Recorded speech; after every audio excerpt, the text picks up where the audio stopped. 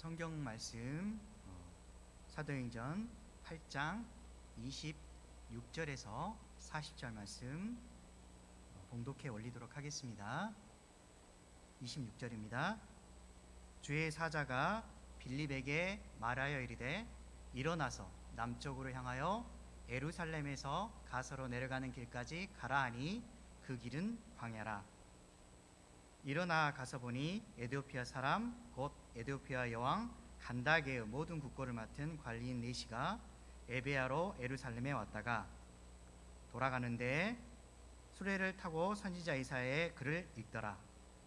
성령이 빌립더러 이르시되 이 수레로 가까이 나아가라 하시거늘 빌립이 달려가서 선지자 이사야의 글 읽는 것을 듣고 말하되 읽는 것을 깨닫느냐.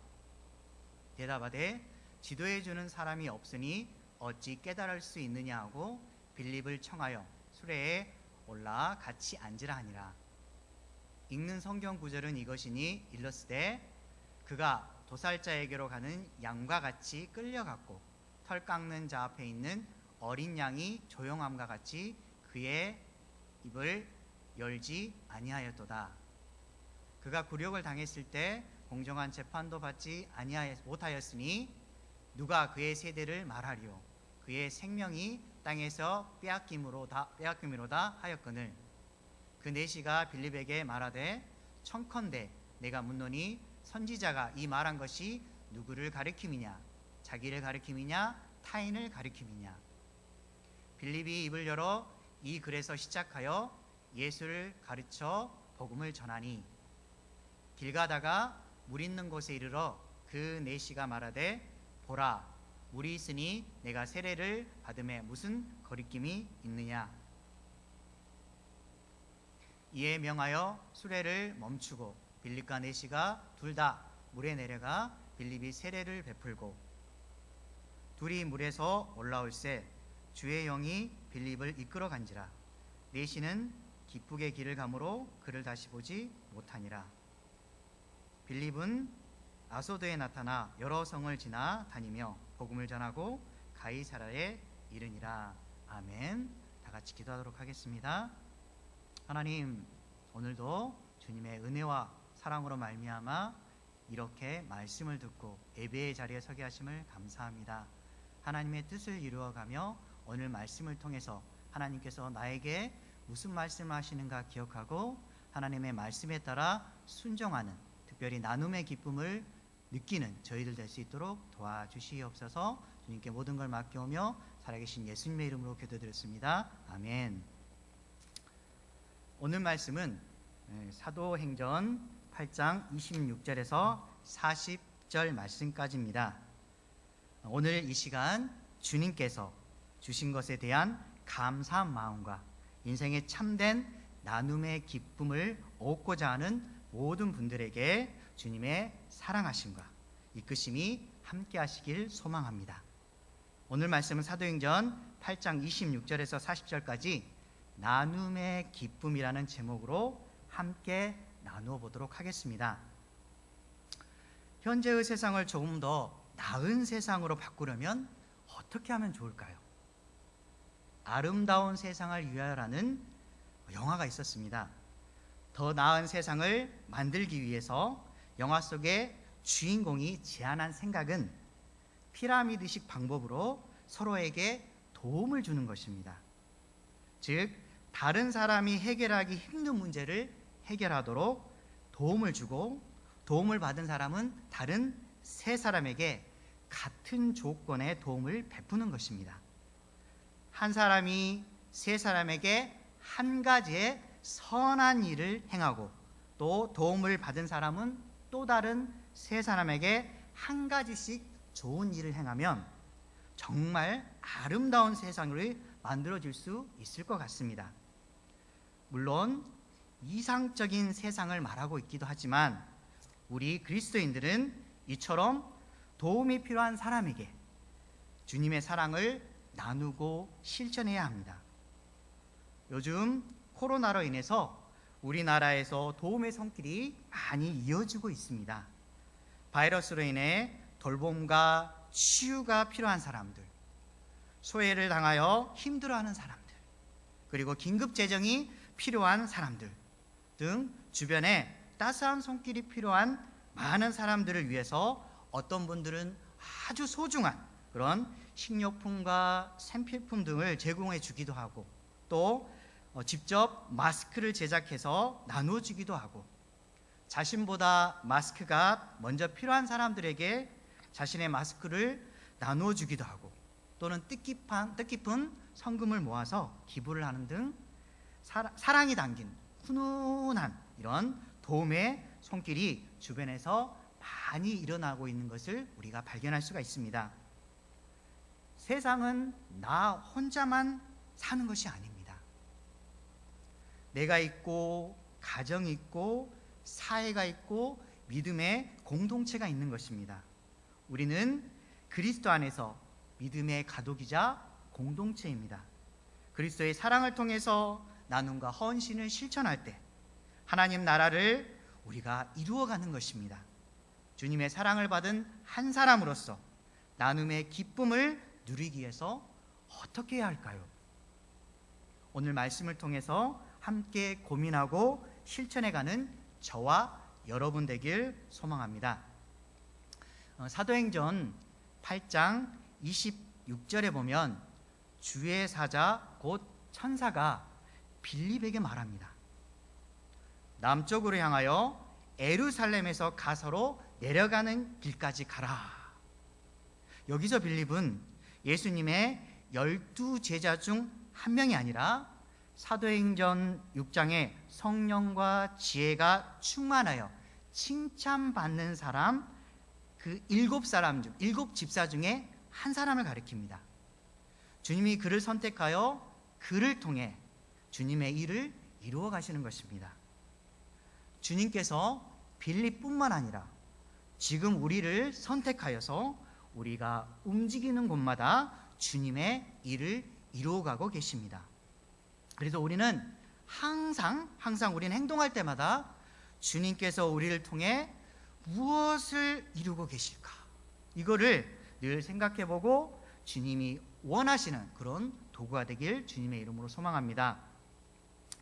예루살렘에서 예수님을 믿는 교회가 큰 핍박을 받게 되자 디아스포라가 발생하게 됩니다. 즉 사도들 이외에 예수님을 믿는 사람들이 핍박을 피해서 유대와 사마리아로 이렇게 흩어지게 됩니다. 핍박과 고난으로 인해서 복음이 예루살렘을 넘어서서 다른 곳까지 전해지게 되는 것입니다.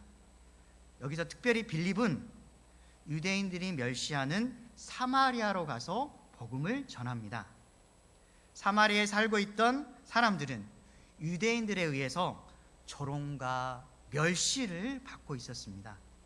왜냐하면 그들은 이방 사람들과 결혼하여 이스라엘 민족의 신앙과 순수성을 잃은 곳으로 여겨졌기 때문이었습니다.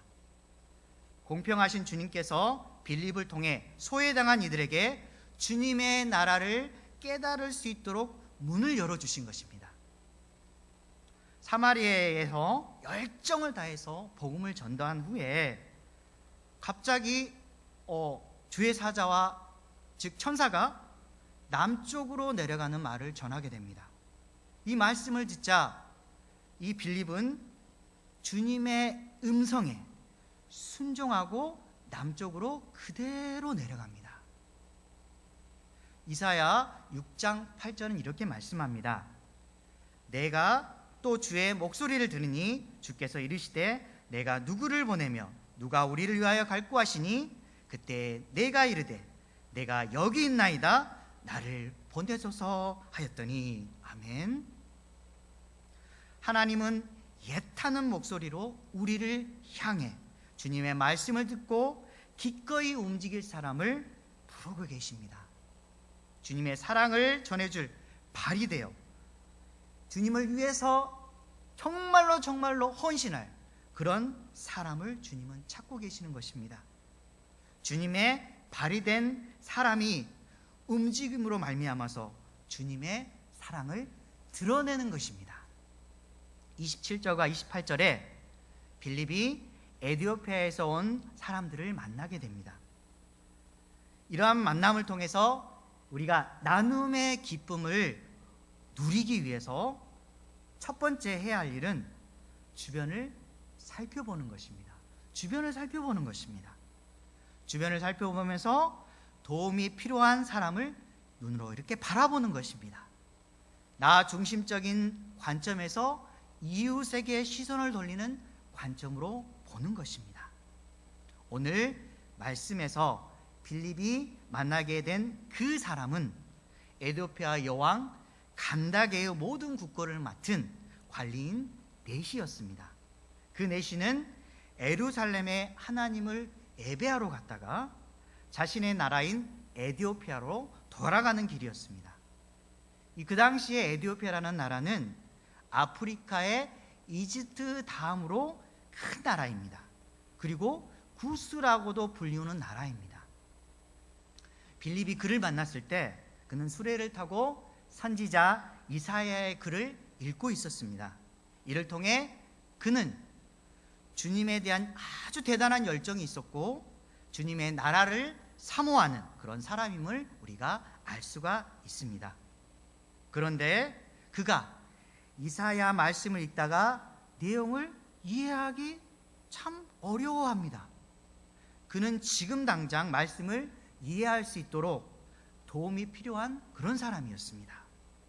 그때 등장한 사람이 바로 빌립인 것입니다. 우리도 관계를 맺고 살아가고 있는 그러한 가족, 친구, 이웃들이 있는데 이러한 모습들을 살펴보면서 내 부모님이 이 친구가 이분이 정말로 필요한 것이 무엇인가를 살펴볼 필요가 있습니다. 한 사람 한 사람을 바라볼 때 주님의 사랑을 깨달은 사람은 반드시 도움의 손을 펼치려고 노력합니다.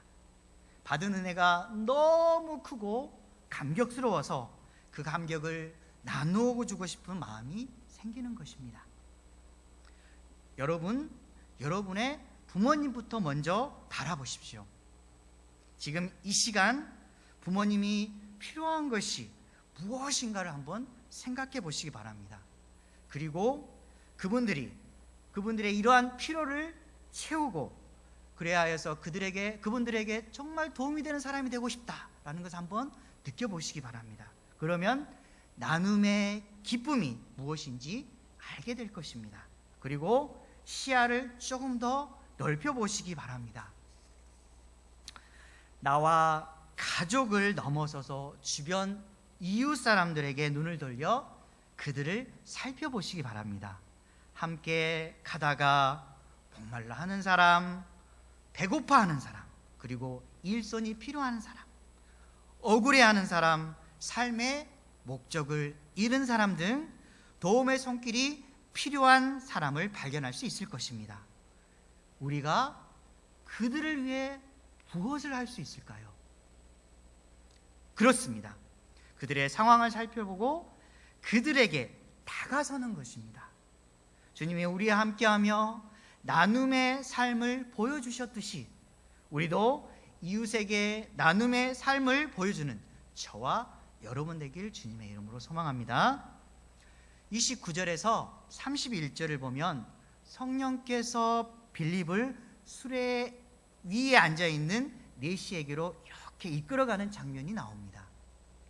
이 장면을 통해서 나눔의 기쁨을 누리기 위해 두 번째로 해야 할 일은 성령이 주시는 마음을 따라가는 것입니다. 성령이 주시는 마음을 따라가는 것입니다. 나눔이 필요한 사람의 마음을 느끼고 그대로 공감하는 것입니다. 무엇을 느끼고 공감해야 될까요? 도움이 필요한 사람의 그 절박하고 애절한 심정과 해결책을 찾으려는 간절한 마음을 우리가 이해하고 그대로 우리가 공감하는 것입니다. 이것은 어떻게 가능할 수 있을까요? 성령께서 우리에게 주시는 마음을 그대로 따라가는 것입니다. 성령께서 빌립에게 이렇게 말씀합니다. 이 수레로 가까이 나아가라.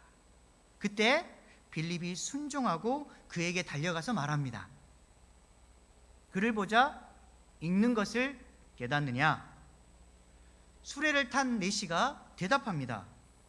지도해 주는 사람이 없는데 어찌 깨달을 수 있겠느냐? 그가 빌립을 청하여 다시 말을 합니다. 수레에 올라 같이 앉으라. 이렇게 말합니다. 그는 성령님께서 이끄시는 빌립의 말과 행동을 쫙 봅니다. 그리고 자신의 어려운 과제를 해결해 줄 것 같은 마음에 확신이 들게 된 것입니다. 그리하여 빌립을 자신의 수레에 올라오도록 허락한 것입니다. 이 말씀을 통해 우리는 성령께서 주시는 마음이 무엇인지 알 수가 있는 것입니다. 그것은 바로 상대방의 생각과 마음을 그대로 성령님께서 느끼게 해주신다는 것입니다.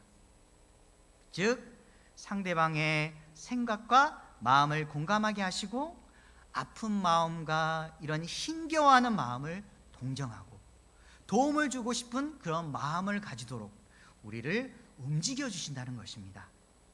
빌립은 그 내시의 고민을 들었습니다. 그의 마음에 공감하고 안타까움을 느끼기 시작합니다. 그리고 그의 어려움을 해결하도록 도움을 주고 싶어 합니다. 우리도 마찬가지로 주님의 마음을 본받는 자가 되려면 성령께서 우리에게 주신 마음을 그대로 따라가야 하는 것입니다. 누군가가 우리에게 말을 할 때 먼저 귀를 기울여 경청하도록 합니다. 그리고 성령께서 주시는 그 마음으로 말하는 사람의 마음을 똑같이 느껴보는 것입니다. 그 마음이 그대로 느껴지면 진실되게 공감하고 함께 울고 함께 웃어주는 것입니다. 이렇게 주님이 주신 마음을 그대로 따라갈 때 누군가의 믿음의 벗이 되어서 나눔의 기쁨을 반드시 얻게 되리라 믿습니다.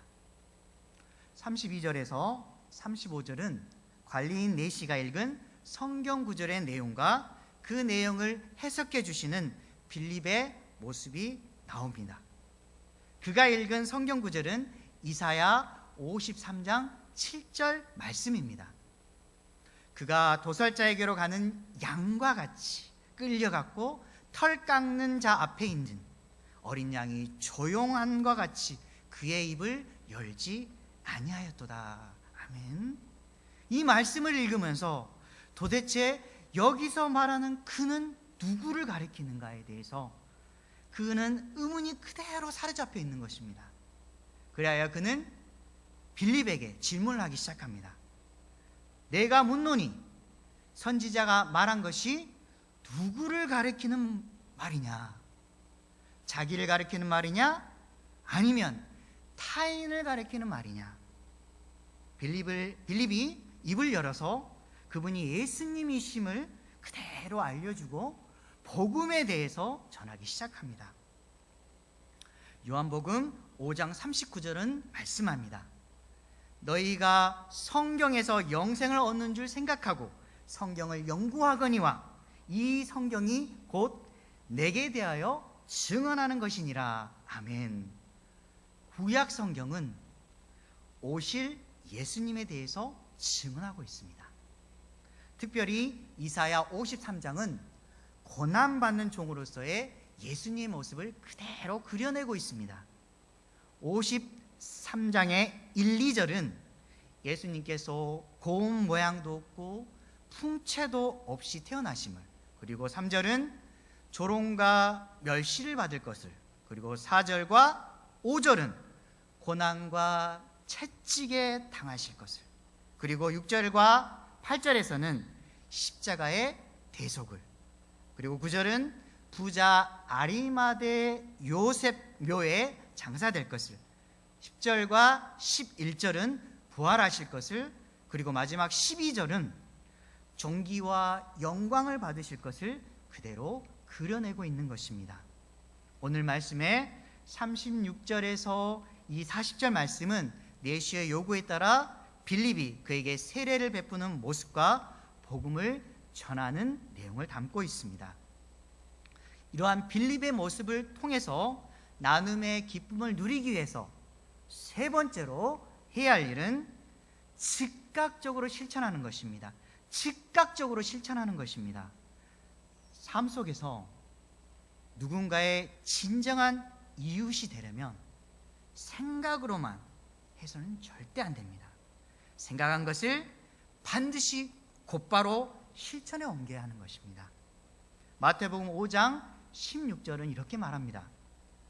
이같이 너희 빛이 사람 앞에 비치게 하여 그들로 너희 착한 행실을 보고 하늘에 계신 너희 아버지께 영광을 돌리게 하라. 아멘. 우리가 광야의 길을 걷다가 갈증을 느끼며 목말라는 사람에게 도훈이 물을 마시는 것이 좋겠다 라고 생각하고 말로만 이렇게 해서는 절대 안 됩니다. 이 고통당하는 이 사람에게 샘물을 찾게 해주거나 또는 직접 그에게 찾아가 물을 떠먹여 주어서 그에게 정말 필요한 사람이 되었을 때 진짜 이웃이 되는 것입니다. 36절을 보면 길을 가다가 물 있는 곳에 이르렀을 때 내시가 말을 합니다. 여기 물이 있으니 내가 내게 세례를 받음에 무슨 거리낌이 있겠느냐, 이렇게 말합니다. 물에 내려가 빌립이 그에게 세례를 베풉니다. 세례가 끝난 후에 주의 영이 빌립을 다른 곳으로 이끌어 갑니다. 내시는 자신의 나라로 기쁘게 돌아갑니다. 기후에 빌립이 아소도의 여러 성을 다니며 복음을 전하고 가이사라에 다다르게 됩니다. 빌립이 주변을 살펴보고 성령이 주시는 마음을 따라하고 나눔의 기쁨을 실천한 결과 내시의 입장에서는 나눔을 받는 큰 기쁨을 얻은 채 자신의 나라로 돌아갈 수 있게 되었고, 빌립은 성령에 이끌려 나눔을 베푸는 기쁨을 얻은 채로 또 다른 지역에서 주님의 복음을 전하는 그런 하나님의 사랑을 받는 자로 나아갈 수 있게 되었습니다. 루비 캔드릭이라는 여성 교사가 있었습니다. 그녀는 미국 텍사스 감리 소속의 독실한 믿음의 가정에서 태어났습니다. 1907년 9월에 남감리의 여자 외국 선교부사 여성부에서 선교사로 파송되게 되었습니다. 첫 선교지인 개성에서 조선말을 배우면서 아동 선교 사역을 시작합니다. 그러나 맹장염으로 서울로 이송되는 도중에, 그리고 수술을 받게 되는 도중에 조선 선교의 꿈을 이루지 못하고 생을 마감하게 됩니다. 조선에 온 지 겨우 8개월 만에 25세의 꽃다운 나이로 주님의 부르심을 받게 된 것입니다. 그러나 그녀의 죽음은 결코 헛되지 않았습니다. 그녀는 세상을 떠나기 전에 만일 내가 죽으면 텍사스 청년들에게 10명씩 20명씩 그 자리에 참석한 그 사람들에게 조선의 선교사에 오라고 해주세요 라는 유언을 남깁니다.